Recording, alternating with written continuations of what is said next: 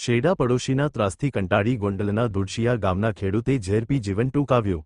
Video બનાવી આપઘાત કર્યો। સતત માનસિક ત્રાસ અને ડરના કારણે ખેડૂતે ઘરે ઘઉંમાં નાખવાના ઝેરી ટીકડા ખાઈ આત્મહત્યા કરી। આરોપીઓએ 1.5-2 મહિના પહેલા માટીનો પાળો બાંધી પાણીનો માર્ગ બંધ કરી દીધો હતો।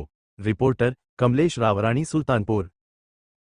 સ્મિત મહેન્દ્રભાઈ ભુવા છે અને મારા પપ્પાએ આપઘાત કર્યો તે મહેન્દ્રભાઈ વલ્લભભાઈ ભુવાએ કાનાભાઈ માધાભાઈ ભુવા અને સુરેશભાઈ કાનાભાઈ ભુવા અને સાગરભાઈ સુરેશભાઈ ભુવા અને હરેશભાઈ કાનાભાઈ ભુવા તે વાડીએ મારા પપ્પા જતા તે રોડે બોલેરો રાખે અને માર્ગની હતો ને કાચો માર્ગ તે ટ્રેક્ટર રાખતા અને અવનવી ધમકી આપતા કે વાડીએ આવીશ તો તને ટ્રેક્ટર માથે ચડાવી દઈશ ને રોડે બોલેરો રાખતા એટલે કે બોલેરા માથે ચડાવી દઈશ ને એવી અવનવી ધમકી આપતા। મારા પપ્પા સવારે વાડીએ મોટરસાઇકલ લઈને જતા ને બપોર પછી ઘરે આવે તો એ ખેતરમાં થઈને આવતા ને ઘરે આવીને રોતા ને એવું બહુ કરતા અને તેણે પાણીનો નિકાલ હતો તે બંધ કરી દીધો ને અને આવી રીતે અવનવી ધમકી આપીને આજુબાજુમાં બધા એને બાંધી લીધું એને માર્યા ને એવું બહુ કર્યું।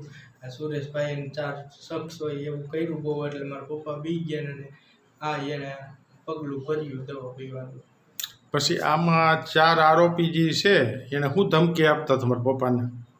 એ કે તું અહીંયા દિલ્હી લગીને તો તને માર નાખજો, તને મૂકશું જ નહીં અને પારો ફોડે જ નહીં, ગમે તે તું ગમે એ કરી લે ને પારો ફોડવાનો જ નથી થતો।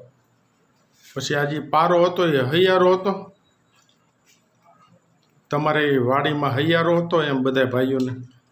આજે વાડીનો પારો જે હતો એ કેટલા વર્ષો ત્યાં પાણી જતું ત્યાં અને એને પૂછ્યા વગર એમનો પારો બાંધી દીધો કે તારું પાણી નહીં હાલવા દે અમે અહીંયા।